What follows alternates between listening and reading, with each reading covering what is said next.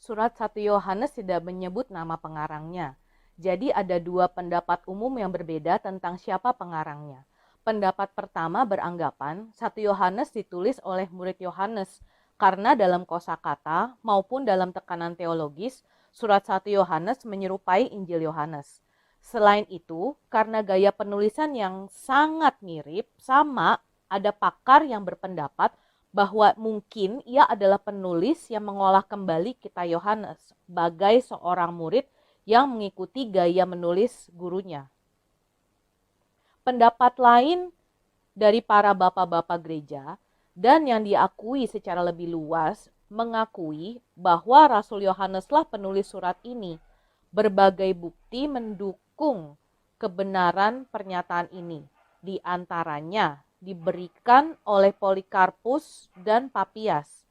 Selain itu, dari gaya bahasa penulis sendiri, tampaknya ia menjadi saksi mata langsung dalam keterkaitannya dengan Injil Yohanes yang sudah ada sebelumnya. Tapi ada beberapa hal yang jelas, yaitu pertama, surat ini ditulis ketika penulis sudah berada di usia yang senja. Kedua, penulis memiliki tanggung jawab untuk mengawasi sekelompok komunitas berupa gereja rumahan yang diperkirakan berada di sekitar kota Efesus pada saat itu. Dan ketiga, kitab ini ditulis di antara tahun 80 sampai 100 Masehi, yaitu beberapa tahun setelah Injil kabar baik sudah diberitakan.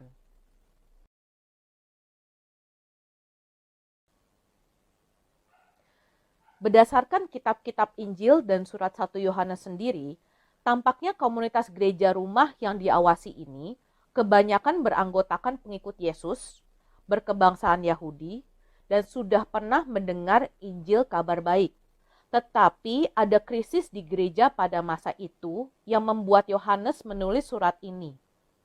Yohanes menyebutkan bahwa ada sekelompok orang yang sebelumnya adalah bagian dari komunitas gereja itu sendiri, memisahkan diri dari gereja-gereja ini, dan mereka tidak lagi mengakui Yesus sebagai Mesias atau anak Allah.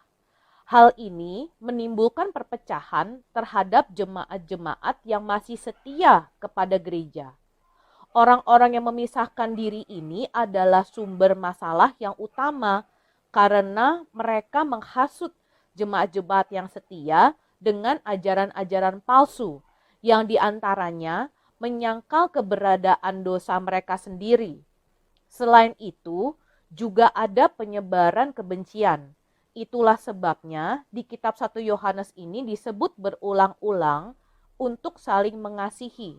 Selain itu, mereka juga menghadapi masalah kegerakan yang nantinya akan menjadi cikal bakal kepercayaan Gnostik.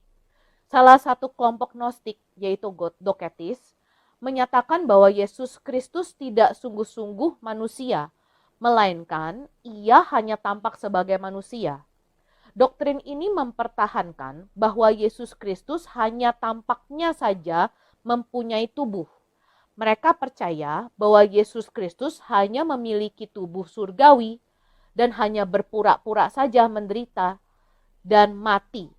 Selain itu juga ada kelompok lain, yaitu pengikut Cerinthus, yang mengajarkan bahwa Kristus yang adikodrati hanya turun kepada manusia Yesus waktu Yesus dibaptis, mewahyukan Allah selama pelayanannya, lalu meninggalkan Yesus sebelum wafatnya. Kristus yang disalibkan sini hanya menyentuh kemanusiaannya saja dan sama sekali tidak menyentuh kematiannya. Beberapa kaum Gnostik juga percaya bahwa mereka tidak memiliki kemampuan untuk berbuat dosa, meskipun tubuh mereka menunjukkan perbuatan yang dianggap oleh kaum Kristen sebagai dosa.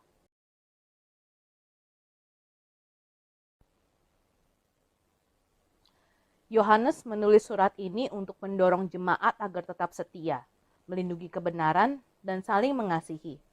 Selain itu, 1 Yohanes juga mendorong untuk menguji roh-roh yang ada dengan dua kriteria utama, yaitu pertama, ujian moral etis. Apakah mereka mentaati perintah Tuhan, terutama untuk saling mengasihi? Dan yang kedua, ujian iman. Apakah mereka memiliki pandangan yang benar tentang siapa Yesus itu?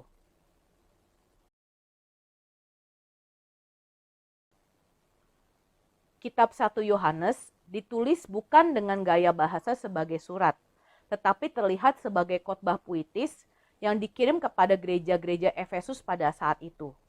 Yohanes mengatakan bahwa ia tidak menyampaikan hal yang baru. Bahkan pesan inti dan perkataan yang disampaikan adalah ajaran Yesus sendiri yang tertulis di kitab Yohanes. Jadi Yohanes bertujuan untuk mengikatkan dan menguatkan para umat Kristen untuk tetap setia terhadap apa yang mereka sudah lihat dan apa yang mereka percayai. Kepuitisan dari 1 Yohanes ini sangat indah. Ia tidak mengembangkan idenya secara linear atau logis, tetapi ia menggunakan teknik retorika yang terkenal pada masa itu, yaitu dengan menggunakan penekanan atau amplification. Jadi sesungguhnya, Yohanes hanya memiliki beberapa ide inti yang ingin ia sampaikan tentang hidup, kebenaran, dan kasih. Dan ketiganya ini disampaikan berulang-ulang dalam setiap pengulangan, ia memberikan sudut pandang atau penekanan yang baru. Yohanes banyak menggunakan gaya bahasa hiperbola, menekankan perbedaan yang mencolok, menggunakan kata-kata seperti terang dan gelap, kasih dan kebencian, baik dan jahat. Walaupun sederhana, tetapi ide yang disampaikan ini sangat dalam. 1 Yohanes dimulai dengan perkenalan yang jelas, diakhiri juga dengan kesimpulan yang jelas. Dan khotbah yang disampaikan diantaranya tidak mengikuti bentuk literatur tertentu, tetapi tampak ada dua bagian besar yang diawali dengan kata, dan inilah berita, lalu diikuti dengan pengulangan penggambaran bahwa Allah itu terang dan Allah itu kasih. Dan pesan inti di antara keduanya mengalir bolak-balik di antara kedua ide utama ini. Selain itu ada dua faktor utama yang terlihat di dalam penulisan 1 Yohanes. Yang pertama, Yohanes menulis mengenai keberadaan guru-guru palsu dan kekendoran rohani dari orang-orang percaya. Ia memperingatkan terhadap keberadaan antikristus yang menyangkal kemanusiaan Yesus. Yang kedua, Yohanes juga menulis tentang keberadaan rohani orang percaya pada saat itu. Beberapa tampaknya mencintai dunia, tidak hidup dengan benar, dan Yohanes juga menulis apa arti persekutuan yang sejati dengan anak Allah. Pembagian lebih detail dari 1 Yohanes bisa kita lihat di dalam slide berikut ini.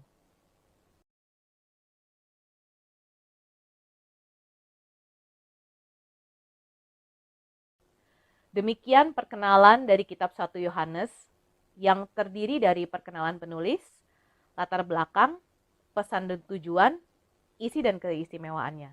Tuhan Yesus memberkati.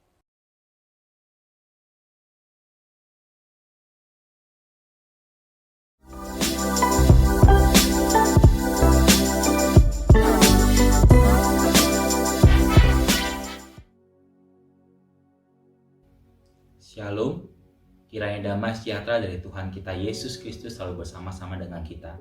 Perkenalkan, nama saya Davi Andriansa Sihotang, mahasiswa S2 Sekolah Tinggi Teologi Internasional Harvest. Bersama ini saya mengajak kita semua belajar tentang kitab 2 Yohanes.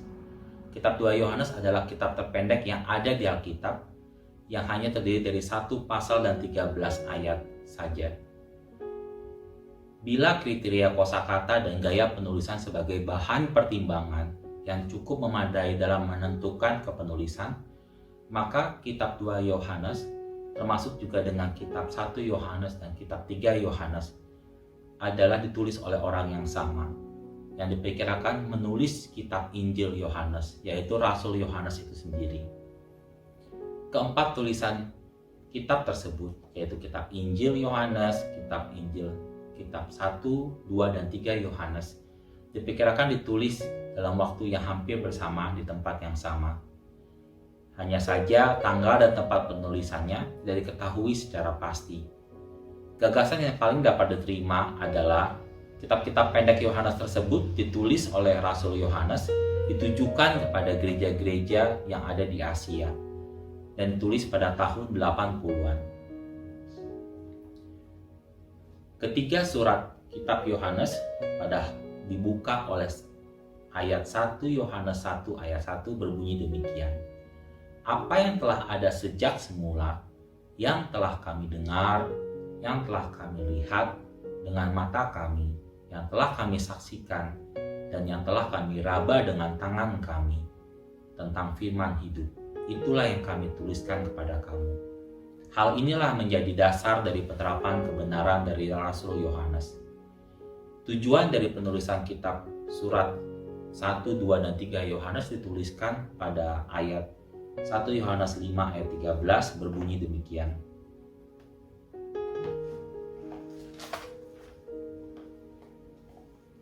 Semuanya itu kutuliskan kepada kamu, supaya kamu yang percaya kepada nama Anak Allah tahu bahwa kamu memiliki hidup yang kekal. Ayat ini selangkah lebih maju dari apa yang dituliskan Rasul Yohanes dalam kitab Injil Yohanes 20 ayat 31 yang berbunyi demikian. Tetapi semua yang tercantum di sini telah dicatat, supaya kamu percaya bahwa Yesuslah Mesias Anak Allah, dan supaya kamu oleh imanmu memperoleh hidup dalam namanya. Dalam surat yang kedua dan ketiga, diperkirakan ditulis sebagai surat pengantar oleh penulis buku Edgar J. Goodspeed dalam bukunya An Introduction to the New Testament. Surat-surat kitab 2 Yohanes dan 3 Yohanes dimasukkan sebagai surat pribadi yang berisi nasihat dan salam. Sedangkan ajaran sesungguhnya terdapat dalam kitab Injil Yohanes dan kitab 1 Yohanes. Kitab 2 Yohanes ditujukan kepada ibu yang terpilih, dituliskan dalam ayat 2 Yohanes 1. Sedangkan kitab 3 Yohanes ditujukan kepada Gaius, seorang gembala, dituliskan pada ayat 3 Yohanes ayat 1. Pada masa tersebut, banyak filsafat-filsafat berkembang dalam kehidupan berjemaat gereja.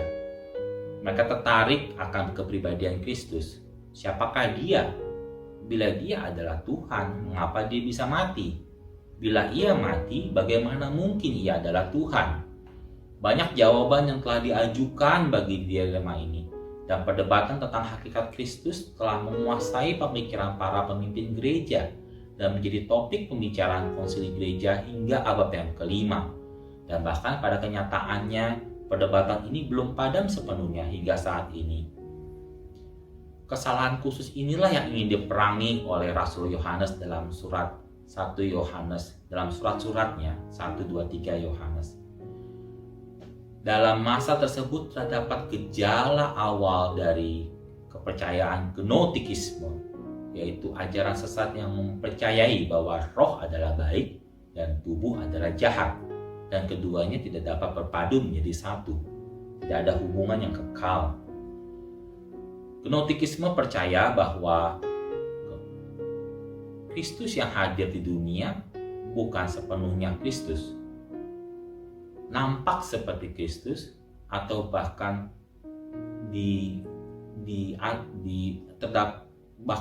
diatur oleh Kristus itu sendiri, tetap dalam perpaduan yang terpisah. Hal inilah yang membahayakan dalam hal menafsirkan kebenaran dari Kristus itu sendiri. Yohanes menegaskan kembali ke dalam 1 Yohanes 1 ayat 1 bahwa Kristus yang diberitakan adalah dapat didengar, dapat dilihat, dan dapat disentuh. Ia mengatakan bahwa siapapun yang menyangkal Bapa dan Anak adalah antikristus. Dan ia menyatakan bahwa setiap roh yang tidak mengakui Yesus tidak berasal dari Allah. Dalam surat berikutnya, dalam surat 2 Yohanes dan 3 Yohanes, lebih membahas tentang pandangan kebijaksanaan dan disiplin gereja. Rasul Yohanes mengatakan bahwa mereka yang menganut ajaran sesat palsu tersebut berasal dari antara kita, tapi mereka tidak sungguh-sungguh termasuk pada kita. Sebab jika mereka sungguh-sungguh termasuk pada kita, niscaya mereka tetap bersama-sama dengan kita. Hal ini dituliskan dalam ayat pasal 2 ayat 19. Dalam beberapa gereja terjadi perpecahan di mana orang-orang sesat telah menarik diri dan membentuk kelompok-kelompok mereka. Bahkan guru-guru palsu ini menjadi guru-guru yang keliling menyelusup ke gereja-gereja yang kecil, menggoyahkan keimanan mereka. Dalam 2 Yohanes 7 dikatakan demikian. Sebab banyak penyesat telah muncul dan pergi ke seluruh dunia yang tidak mengakui bahwa Yesus Kristus telah datang sebagai manusia. Rasul Yohanes memperingatkan gereja bahwa guru-guru semacam ini tidak boleh diterima di dalam rumah mereka. Dalam 2 Yohanes 10 dan 11 dikatakan, sebab barang siapa memberi salam kepada mereka, ia mendapat bagian dalam perbuatan mereka yang jahat. Dalam kitab 3 Yohanes berikutnya kita juga belajar bahwa dalam kehidupan bergereja terdapat pelayanan Injil yang dilakukan berkeliling. Tinggal bersama-sama dalam kelompok selama beberapa saat, menyelenggarakan pertemuan yang panjang di rumah-rumah pribadi. Namun metode seperti ini dapat ditiru oleh pengajar sesat yang memanfaatkan hak keistimewaan ini untuk menyelusup dan memberikan pengajaran palsu mereka. Hal ini yang diperingatkan oleh Rasul Yohanes. Demikianlah Rasul Yohanes menuliskan kitab surat-surat ini juga bagi gereja dalam menghadapi suatu aliran filsafat baru yang tidak sesuai dengan kebenaran tentang Kristus itu sendiri. Terdapat perbedaan yang menarik antara kitab 1 Yohanes dan kitab 2 Yohanes. Dalam kitab 2 Yohanes, Rasul Yohanes memperingatkan tentang bahaya ajaran palsu, tentang untuk tidak menerima mereka dalam kehidupan berjemaat. Tapi dalam kitab 1 Yohanes dituliskan bahwa jemaat telah mengucilkan mereka dalam kehidupan bergereja. Dengan perbedaan seperti ini, para ahli memperkirakan bahwa kitab 2 Yohanes dituliskan bahkan sebelum dari kitab 1 Yohanes. Mari kita setelah kita membahas secara umum mengenai kitab 1, 2, dan 3 Yohanes, mari kita membahas secara lebih dalam mengenai kitab 2 Yohanes. Latar belakang 2 Yohanes dituliskan sama dengan surat yang pertama, tapi surat ini lebih pribadi karena ditujukan kepada ibu yang terpilih dari anak-anaknya. Siapakah yang dimaksud ibu itu sendiri? Banyak tafsiran mengenai siapakah ibu ini. Apakah ibu ini seorang individu? Ataukah ibu ini adalah gereja? Ataukah ibu ini, jikalau individu, diperkirakan sebagai seseorang yang tinggal dalam satu rumah yang menerima banyak jemaat masuk ke rumahnya yang dianggap sebagai anak-anak, atau bahkan gagasan yang lain seperti yang dikatakan oleh Rasul Paulus dalam Galatia 4 ayat 26, seperti selayaknya orang-orang Yahudi terhadap Sion yang disebutnya sebagai ibu kita. Penulis Westcott yang membahas tentang Rasul Yohanes menyatakan bahwa sampai saat ini kita belum mengetahui secara pasti siapakah ibu yang dimaksud berdasarkan pengetahuan yang ada saat ini. Namun demikian, pesan yang penting yang ada dalam kitab 2 Yohanes inilah yang lebih penting bagi gereja, bagi kebenaran untuk dapat diterima bagi gereja. Ajaran yang terkandung dalam surat kedua sedikit berbeda dengan terkandung dalam surat pertama. tetapi mengungkapkan hal yang sama, mengenai bahaya yang sama tentang mengabaikan kemanusiaan Kristus dan penting untuk bertekun dalam kebenaran yang ditekankan kepada para pembacanya. Dalam 13 ayat pada kitab 2 Yohanes dibagi menjadi beberapa topik utama, yaitu ayat 1-3 mengenai salam, ayat 4 dan sampai dengan ayat yang 11 mengenai nasihat, yaitu nasihat untuk mengasihi, nasihat untuk mentaati, nasihat untuk berjaga-jaga, dan nasihat untuk menghindari kesesatan. Dan diakhiri dengan penutup pada ayat 12 dan 13. Demikian pembahasan mengenai kitab 2 Yohanes.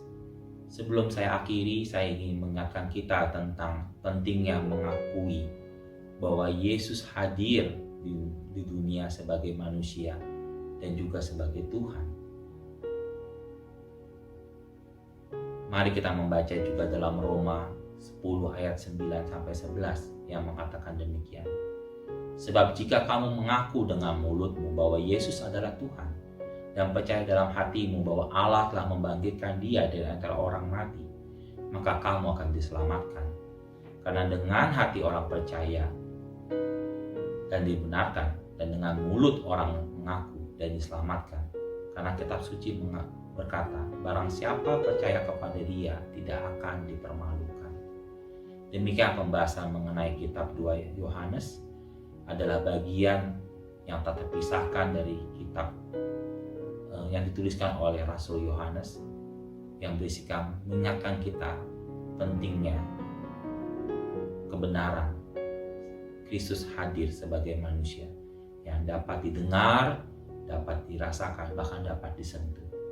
Tuhan Yesus memberkati.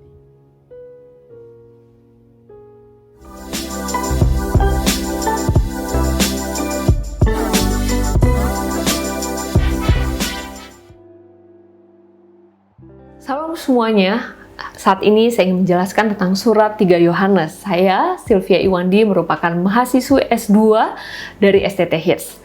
Hari ini saya akan melanjutkan apa yang sudah dijelaskan oleh rekan saya sebelumnya, oleh Ibu Hanalim yang sudah menjelaskan tentang surat 1 Yohanes, dan Pak Davi yang sudah menjelaskan tentang surat 2 Yohanes. Surat 3 Yohanes sendiri hanya terdiri dari satu pasal dan terdapat 15 ayat di dalamnya. Dan ini sebetulnya sangat mirip dengan apa yang kita pelajari sebelumnya di surat 2 Yohanes yang juga hanya terdiri dari satu pasal dan 13 ayat. Jadi hanya ada perbedaan 2 ayat Bapak Ibu antara 2 surat Yohanes dan surat 3 Yohanes. Dan surat 3 Yohanes diprediksi ditulis di antara tahun 85 sampai 100 sebelum Masehi. Dan penulisan ini diprediksi ditulis oleh Rasul Yohanes pada saat dia berada di kota Efesus. Seperti kita ketahui bersama bahwa Yohanes paling banyak menghabiskan hidupnya di kota Efesus. Dan penulis sendiri mendefinisikan dirinya sebagai penatua gereja. Ya, kita percaya secara tradisi ini mengacu kepada pribadi Rasul Yohanes itu sendiri. Latar belakang dan tujuan ditulisnya surat 3 Yohanes adalah hampir sama dengan latar belakang penulisan surat 1 Yohanes dan surat 2 Yohanes. Di mana pada saat itu banyak sekali pengajar-pengajar palsu yang coba melakukan ajaran-ajaran sesat yang tidak sesuai dengan nilai-nilai kekristenan pada saat itu. Dan Yohanes menuliskan surat ini untuk memberikan peringatan kepada pemimpin gereja mengenai hal tersebut. Dan latar belakangnya pada saat itu banyak sekali utusan Yohanes, atau di surat ini ditulis sebagai pekerja keliling, yang mereka akan keliling dari satu kota ke kota lainnya untuk memberitakan kebenaran firman Tuhan, dan biasanya mereka akan disokong atau mereka akan ditampung oleh orang percaya yang ada di daerah setempat sebelum akhirnya mereka melanjutkan perjalanan kembali ke kota lainnya. Dan khususnya di surat 3 Yohanes yang kita pelajari adalah Yohanes memberikan pujian kepada seseorang, yaitu kepada Gaius. Gaius digambarkan sebagai anggota gereja yang baik, yang selalu memberikan bantuan bagi mereka pekerja keliling ini dan menampung mereka dan memberikan mereka bekal. Jadi Gaius adalah pribadi yang sangat menjadi teladan yang bisa kita lihat di surat ini. Dan tujuan dari surat ini sendiri adalah selain memberi pujian kepada Gaius adalah Yohanes memberikan peringatan bahwa ada pemimpin yang menolak kunjungan utusan Yohanes. Ada pemimpin-pemimpin yang berusaha untuk tidak memberikan support kepada utusan-utusan yang akan dia kirimkan ke setiap kota. Dan tujuan berikutnya adalah untuk mempersiapkan jalan untuk kunjungan dia sendiri ke kota tersebut. Ada 3 nama yang disebutkan dalam surat 3 Yohanes. Yang pertama Gaius, seperti yang saya sebutkan sebelumnya. Gaius digambarkan sebagai orang yang dipuji perilakunya, yang saleh, menjadi teladan, yang selalu memberikan tumpangan, yang selalu membantu, yang selalu berusaha untuk mensupport setiap utusan-utusan gereja yang datang ke kotanya. Dan yang kedua ada nama yang ditulis adalah Diotrephes. Ini adalah digambarkan sebagai pemimpin yang sangat diktator, pemimpin yang sombong, pemimpin yang kejam, di mana saat itu sebetulnya Diotrephes merupakan salah satu uskup, atau dia ingin menganggap dirinya sebagai uskup. Dia merupakan salah satu pemimpin di gereja ortodok pada saat itu, di mana dia sangat menentang utusan-utusan Yohanes yang datang. Bahkan dia mengecam dan mengucilkan orang percaya yang berusaha atau memberikan bantuan kepada utusan Yohanes. Dan yang ketiga nama yang disebut adalah Demetrius. Demetrius dipercaya sebagai orang yang membawa pesan ini. Dikenal sebagai orang gembala sidang yang dipuji, yang perbuatannya sangat baik dan mempunyai reputasi yang bersih dan baik pada saat itu. Dan surat 3 Yohanes sebetulnya benar-benar memiliki kesamaan dengan surat 2 Yohanes. Tapi ada satu aspek penting yang sama sekali berbeda antara dua surat tersebut, yaitu apabila di surat 3 Yohanes, Yohanes mendorong untuk kita memberikan bantuan, mendorong untuk kita memberikan tumpangan bagi orang-orang pekerja-pekerja keliling yang sedang mengabarkan berita baik. Tapi dalam 2 Yohanes, justru Yohanes mendorong untuk tidak memberikan bantuan atau tidak memberikan tumpangan. Kenapa?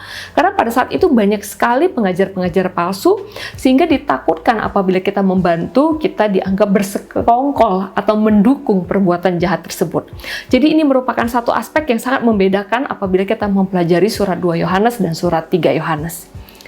Melalui surat 3 Yohanes ini kita benar-benar belajar, diberikan pengertian tentang segi sejarah gereja mula-mula menjelang abad pertama, di mana kita bisa melihat Yohanes sangat concern bahwa di masa itu mulai terjadi pengaruh-pengaruh yang murtad di dalam gereja.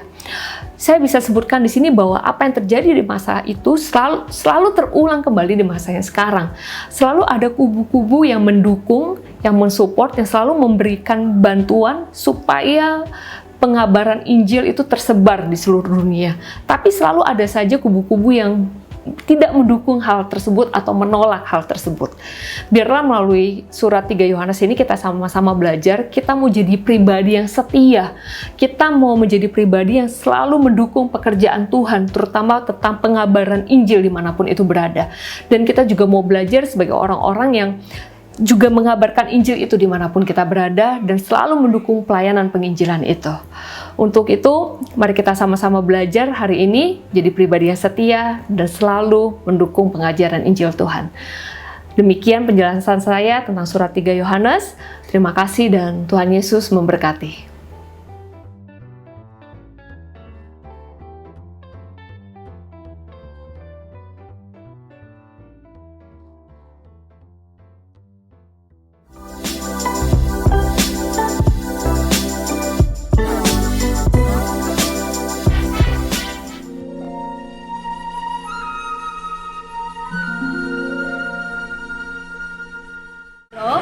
Saya Marlin Grace Elsia.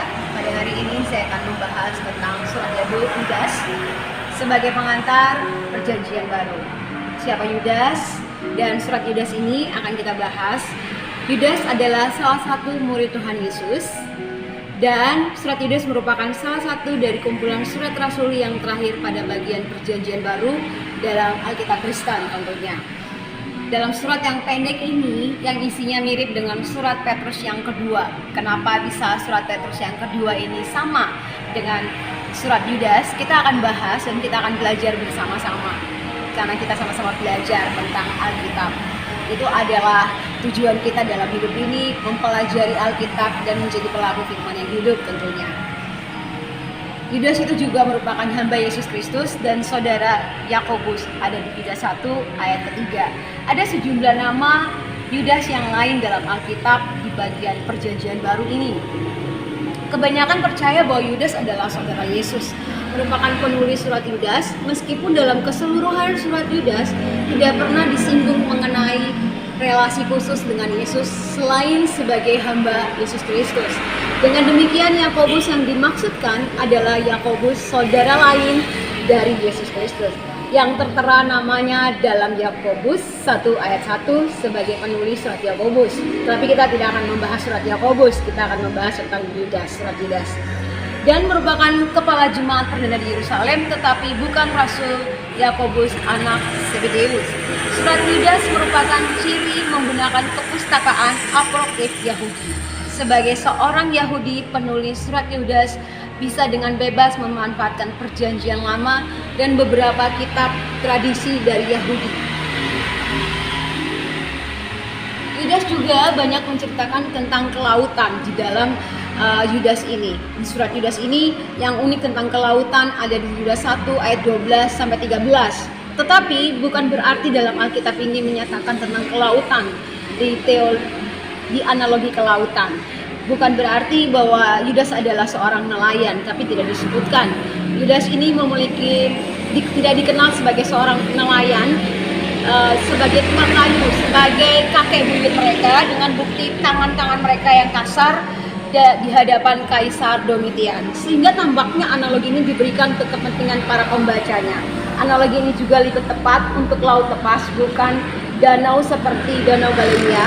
Di Yudas 1 ayat 7, Yudas 1 ayat 12 sampai 13. Nanti bisa kita lihat sama-sama. Tulis antara tahun 62 sampai 67 Masehi. Inilah yang menyebabkan surat Yudas dan surat 2 Petrus memiliki kesamaan. Mereka juga pengikut Kristus, mereka adalah hamba Yesus Kristus, memiliki kesamaan. Itu sekilas. Perhitungan lain adalah diperkirakan usia Yudas yang diyakini sudah mati sebelum tahun 70 Masehi. Dengan demikian, Yudas kemungkinan lahir antara tahun 4 sebelum Masehi dan 10 Masehi. Dan dia diperkirakan berusia paling sedikit 60 dan mungkin 70 tahun. Tujuan daripada surat Yudas tersebut adalah untuk memperingatkan para pembacanya supaya waspada terhadap guru-guru palsu yang menyebut dirinya Kristen, yaitu saya dan saudara. Kita juga belajar untuk kita tetap waspada terhadap guru-guru palsu. Bapa yang dipelihara untuk Yesus Kristus yang terdapat di Yudas 1 ayat 3, bahwa surat ini ditunjukkan secara khusus kepada sekelompok murid-murid Yesus yang terpanggil, dikasihi, dan dipelihara, bukan kepada orang luar. Yudas memiliki ciri menggunakan kepustakaan apokrif Yahudi. Sebagai seorang Yahudi, penulis surat Yudas bisa dengan bebas memanfaatkan Perjanjian Lama dan beberapa kitab tradisi Yahudi. Yudas 1:20 tujuannya akan tetapi kamu saudara-saudara yang kekasih, bangunlah dirimu sendiri atas dasar imanmu. Inilah tujuan daripada surat Yudas. Yang paling suci dan berdoalah dalam Roh Kudus. Yudas 1:21, peliharalah dirimu demikian dalam kasih Allah untuk hidup yang kekal. Apakah ada kaitan surat Yudas ini dengan kitab-kitab lain? Kita akan bahas nanti ya, tapi yang pasti ada dia menyebutkan tentang Sodom dan Gomora dalam surat Yudas ini. Dia menceritakan tentang malaikat Mikael, bagaimana Henok, bagaimana Sodom dan Gomora. Dia menceritakan tentang Bileam. Kita akan bahas ya. Bagaimana kesamaan, kita mau lihat benar nggak ada kesamaan antara 2 Petrus dengan surat Yudas tersebut dalam pengantar Perjanjian Baru. Kita lihat salah satunya 2 Petrus 1 ayat 12.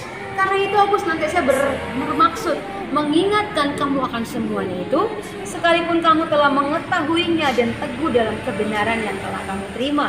Surat Yudas 5 berkata, tetapi sekalipun kamu telah mengetahui semuanya itu dan tidak meragukannya lagi, aku ingin mengingatkan kamu. Sekalipun kamu telah mengetahuinya, sama dengan Yudas 5.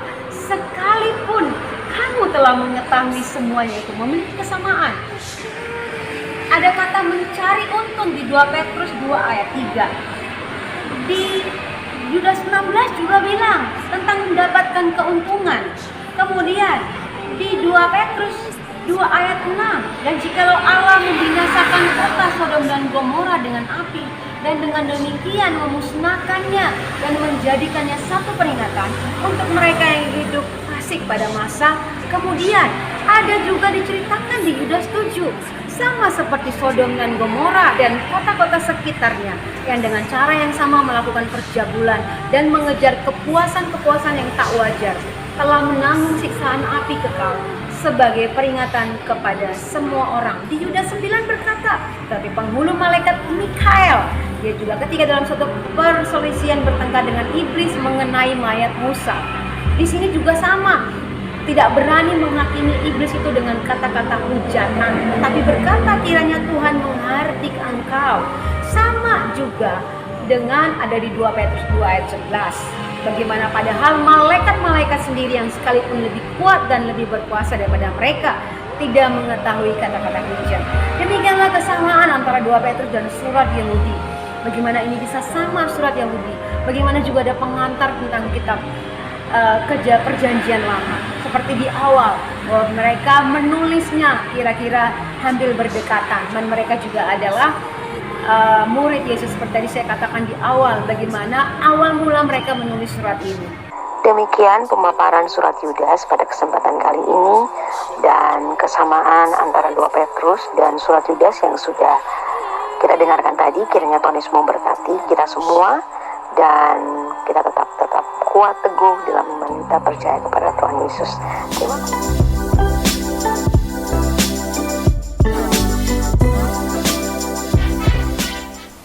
Ya, salam buat kita semuanya. Hari ini saya akan membahas tentang pengantar perjanjian baru, dan hari ini secara khusus saya akan membahas tentang kitab Wahyu. Yang pertama akan kita bahas adalah latar belakang atau sejarah, yang kedua adalah tujuan dari kitab Wahyu, dan yang ketiga adalah ciri-ciri dari kitab Wahyu.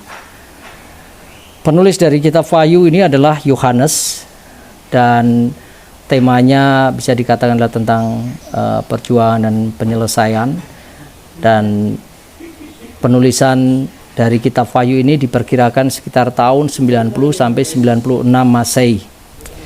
Kitab Wahyu adalah kitab perjanjian baru yang terakhir dan yang paling luar biasa. Kitab ini sekaligus merupakan suatu penyingkapan atau pewahyuan. Jadi yang terambil dari Wahyu 1 ayat 1 sampai 2 dan ayat 20 dikatakan bahwa inilah wahyu Yesus Kristus yang dikaruniakan Allah kepadanya, supaya ditunjukkannya kepada hamba-hambanya apa yang harus segera terjadi, dan oleh malaikatnya yang diutusnya ia telah menyatakannya kepada hambanya Yohanes. Yohanes telah bersaksi tentang firman Allah dan tentang kesaksian yang diberikan oleh Yesus Kristus, yaitu segala sesuatu yang telah dilihatnya.